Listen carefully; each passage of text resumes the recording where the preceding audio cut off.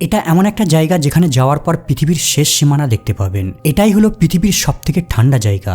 এর থেকে ঠান্ডা জায়গা পৃথিবীতে আর কোথাও নেই। এখানে বরফের এতটাই মোটা চাদর রয়েছে, যদি কখনো গলে যায় তাহলে পুরো পৃথিবীতে সুনামি চলে আসবে। এখানে প্রায় 300 কিলোমিটার প্রতি ঘন্টা গতিবেগে ঝড় চলে। এর গতি এতটাই শক্তিশালী যে কোনো মজবুত বিল্ডিংকে সহজে ভেঙে দিতে পারবে। এখানে কোনো টাইম জোন নেই। আর এখানে এমন কিছু প্রাণী রয়েছে যারা কেবল এখানেই বাঁচতে পারে। যদি এদেরকে অন্য কোথাও ছেড়ে দেওয়া হয় তাহলে এরা মারা যাবে। আর এখানে এমন কিছু স্থান রয়েছে যার উপর কয়েক কোটি বছর মানুষের পা পড়েনি। মহাকাশ থেকে পৃথিবীর দিকে তাকালে বরফের একটা বিশাল সাদা খণ্ড দেখা যায়। এটাই হলো পৃথিবীর সেই ঠান্ডা জায়গা, অ্যান্টার্কটিকা। এই বরফের খণ্ডটা এতটাই বিশাল যে ভারতের মতো 4টে দেশ এর ভিতরে ফিট হয়ে যাবে, আর বাংলাদেশের মতো 94টা দেশ এর ভিতরে ইজিলি ফিট হয়ে যাবে। এই বরফের নিচে এতটাই খনিজ সম্পদ লুকিয়ে রয়েছে, যদি কোনো দেশ কখনো বের করে নেয় তাহলে সমগ্র বিশ্বের আর্থিক ব্যবস্থায় সে রাজত্ব চালাবে। কিন্তু এটা কখনোই সম্ভব নয়, কারণ অ্যান্টার্কটিকাকে কোনো দেশ ক্লেম করতে পারবে না। যদিও অ্যান্টার্কটিকাকে অনেক দেশ তাদের এরিয়া বলে দাবি করে,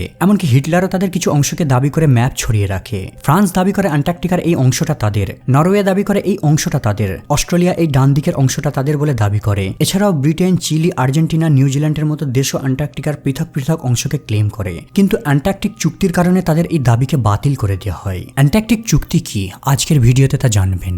অ্যান্টার্কটিকায় মানুষের বসতি না গড়ে ওঠার পেছনে একটি বড় কারণ হলো এই জায়গাটায় পৌঁছানো একটা চ্যালেঞ্জিং কাজ। এটা হলো সাউথ আমেরিকা। আর যদি আপনি এখান থেকে অ্যান্টার্কটিকায় যেতে চান তাহলে প্রায় 1000 কিলোমিটার পথ অতিক্রম করতে হবে। এরপরে রয়েছে সাউথ আফ্রিকা। যদি এখান থেকে অ্যান্টার্কটিকায় যান তাহলে প্রায় 4000 কিলোমিটার পথ অতিক্রম করতে হবে। অ্যান্টার্কটিকার সবথেকে কাছাকাছি মানুষের বসতি এলাকা হলো আর্জেন্টিনায় অবস্থিত উশুয়ায়া, প্রায় 1000 কিলোমিটার দূরে অবস্থিত। কিন্তু সবথেকে কাছের এলাকা হওয়ার পরেও মাঝপথে রয়েছে ড্রেক প্যাসেজ। এটা হলো পৃথিবীর সবচেয়ে ডেঞ্জারাস সামুদ্রিক রাস্তা। এখানে সমুদ্রের ঢেউ প্রায় 4 থেকে 5 তলা বিল্ডিং এর সমান উঁচু হয়ে থাকে। এখানের ঢেউ এতটাই পাওয়ারফুল হয়ে থাকে যে লক্ষ লক্ষ টন ওজনের মডার্ন জাহাজগুলোকে কাগজের নৌকার মতো দোলাতে থাকে। প্রাচীনকালের জাহাজগুলো বর্তমানের মতো অতটা উন্নত ছিল না, এই কারণে অসংখ্য জাহাজ অ্যান্টার্কটিকায় পৌঁছানোর পূর্বেই ডুবে যেত। এখানে পৌঁছানোর আরো একটা অপশন হলো প্লেন, কিন্তু প্লেনে করে কেবল বিজ্ঞানী আর গবেষকরাই এখানে আসতে পারবে। অ্যান্টার্কটিকাকে চতুর্দিক থেকে ঠান্ডা আর উগ্র মহাসাগর ঘিরে রেখেছে, যাকে সাদার্ন ওশেন বলা হয়ে থাকে। গরমের সময় এখানের কোস্ট লাইনের কোনো পরিবর্তন হয় না, কিন্তু যখনই শীতের সময় আসে এখানে এমন কিছু ঘটে যা শুনলে আপনি চমকে উঠবেন।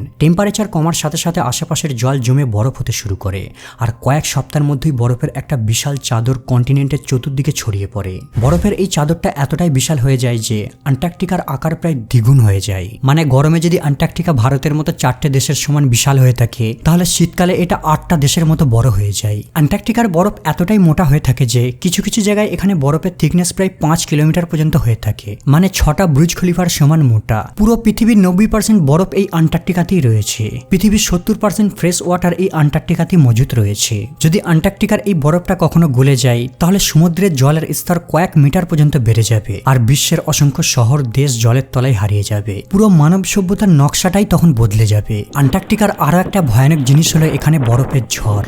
এখানে এমন এক ভয়ঙ্কর ঝড় চলে যা পৃথিবীতে আর কোথাও দেখা যায় না। এটা একটা নর্মাল হ্যারিকেন ঝড়। এই ভয়ঙ্কর ঝড় মাঝে মাঝে বিরাট ধ্বংস ডেকে আনে, কিন্তু তারপরেও এই ঝড়ের গতিবেগ প্রতি ঘন্টায় 100 থেকে 150 কিলোমিটার হয়ে থাকে। কিন্তু অ্যান্টার্কটিকায় যে ঝড় চলে এর গতিবেগ প্রায় 200 থেকে 300 কিলোমিটার প্রতি ঘন্টায় হয়ে থাকে। এই কারণে এখানের গবেষকদের এভাবে দড়ি ধরে হেঁটে চলতে হয়। শুধু তাই নয়, এক্সট্রিম ঠান্ডা হওয়া নর্মালি শুষ্ক হয়ে থাকে, ময়েশ্চারকে ধারণ করতে পারে না, তাই পুরো মহাদেশটাই এক্সট্রিমলি শুষ্ক হয়ে থাকে, প্রায় 0% হিউমিডিটি। এই কারণে অ্যান্টার্কটিকায় চলা এই ঝড় যদি আমাদের খোলা দেহে লাগে তাহলে এক ছটকায় মানব শরীর থেকে ময়েশ্চার শুষে নেবে। এক্সপোজ স্কিন 1 মিনিটের মধ্যেই জমে যাবে, চোখের পাতার লোমগুলো বরফ হয়ে যাবে, আর ইফেক্টেড এরিয়াগুলো কালো হয়ে যাবে, আর লাঞ্চকে বরফে জমিয়ে ফেলবে, আর ধীরে ধীরে ব্যক্তি তখন মারা যাবে। এখানের হাওয়া কোনো ওয়েদার নয়, এটা হলো এক মরণাস্ত্র। এখানে মানুষ না আসার পেছনে আরো একটা কারণ হলো হোয়াইট আউট। এখানে দূর দূরান্ত পর্যন্ত কেবল সাদা বরফ ছাড়া আর কিছু দেখতে পাবেন না। আকাশও সাদা, ভূমিও সাদা, আর গন্তব্যস্থলে সাদা। একেই হোয়াইট আউট বলে। আর এই পরিস্থিতিতে একজন ট্রাভেলার তার ঠিকানার সেন্স হারিয়ে ফেলে।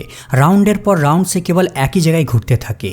আর যদি আপনার সঠিক পথ না জানা থাকে তাহলে আপনি সোজা বরফের কবরস্থানে গিয়ে পড়বেন, কারণ এখানে রয়েছে অসংখ্য ক্রেভেস, মানে হিমবাহের ফাটল। এগুলো দেখে সাধারণ বলে বলে মনে হতে পারে, কিন্তু এর গভীরতা প্রায় 100 থেকে 500 ফিট পর্যন্ত হয়ে থাকে। মানে ভুল করে যদি একবার পা পড়ে যায় তাহলে সোজা বরফের কবরে দাফন হয়ে যাবেন। আর এখানে এই ধরনের অসংখ্য বরফের ফাটল রয়েছে যেগুলোকে খালি চোখে দেখা যায় না, কারণ এগুলোর উপর বরফের পাতলা লেয়ার দ্বারা ঢাকা থাকে। এই কারণে কিছু এক্সপ্লোরার যাদের দেহকে কখনো খুঁজে পাওয়া যায়নি তারা এই বরফের ফাটলের নিচে দাফন হয়ে গেছে। এখন প্রশ্ন হলো, যদি আন্টার্কটিকা এতটাই ভয়ানক হয়ে থাকে তাহলে লক্ষ লক্ষ ট্যুরিস্ট কিভাবে সেখানে ঘুরতে আসে? আসলে আন্টার্কটিকায় ট্যুরিস্টরা কেবল নভেম্বর থেকে মার্চ মাসের মধ্যে ভিজিট করতে পারবে। কেবল এই সময় আন্টার্কটিকার টেম্পারেচার -15 থেকে -20 ডিগ্রি সেলসিয়াস পর্যন্ত থাকে। এই সময় যদি প্রপার প্রোটেকশনের সাথে আন্টার্কটিকায় ভিজিট করা হয় তাহলে আপনার দেহে ফ্রস্ট বাইট অ্যাটাক করবে না। আর এই সময় 24 ঘন্টার দিন থাকে, এখানে রাত হয় না। আসলে আন্টার্কটিকায় 6 মাস দিন থাকে আর 6 মাস রাত থাকে, কিন্তু তারপরেও ট্যুরিস্টরা কিছু নির্দিষ্ট লিমিটেড জায়গাতেই ভিজিট করতে পারবে। বেশিরভাগ ট্যুরিস্ট আন্টার্কটিক পেনিনসুলা পর্যন্তই যেতে পারবে। আরও ভিতরে গেলে অনেক ভয়ঙ্কর বিপদ তাদের জন্য অপেক্ষা করতে পারে, যেমন বরফের নিচে ফাটল, গতিশীল হাওয়া, আর এখান থেকে ব্যক্তিকে রেস্কিউ করাও অসম্ভব। একবার যদি মরণ ফাঁদে পা পড়ে যায় তার মৃত্যু অনিবার্য। আন্টার্কটিকায় মানুষের কোনো স্থানীয় বাসস্থান নেই, কিন্তু প্রতি বছর বিভিন্ন দেশের বিজ্ঞানীরা এখানে গবেষণা করতে আসে, কারণ এই জায়গাটা পৃথিবীর সবথেকে বড় প্রাকৃতিক ল্যাবরেটরি। বিজ্ঞানীরা রিসার্চ স্টেশনে থাকে, এগুলো বরফের মাঝে একটা মিনি শহরের মতো।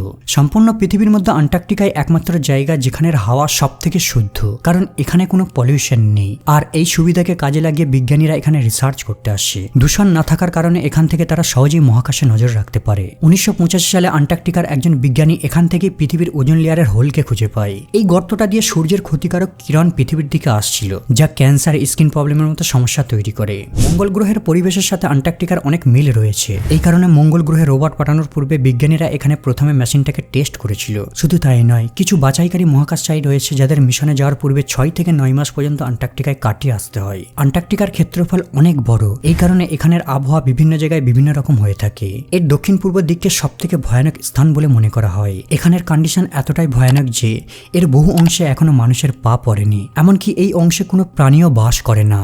কিন্তু এর উত্তর পশ্চিম দিকে কিছু প্রাণী বাস করে, যেমন পেঙ্গুইন, সিল। এখানের এম্পেরার পেঙ্গুইন সব থেকে বড় সাইজের হয়ে থাকে।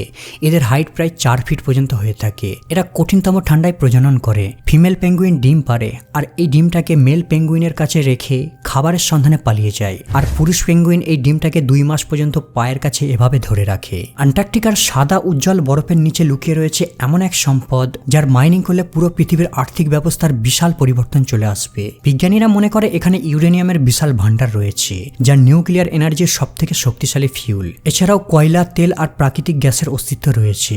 এতটাই মাত্রা অতিরিক্ত রয়েছে যা পুরো পৃথিবীর চাহিদাকে কয়েক দশক পর্যন্ত মেটাতে পারবে। কিন্তু আন্টার্কটিক ট্রিটি এখানে মাইনিং করার উপর ব্যান লাগিয়ে রেখেছে। আন্টার্কটিক ট্রিটি হলো একটি গ্লোবাল এগ্রিমেন্ট। 1 ডিসেম্বর 1959 সালে এই ট্রিটি সাইন করা হয়। শুরুর দিকে 12টা দেশ সাইন করে, কিন্তু বর্তমানে এর সদস্য সংখ্যা 54টা দেশ।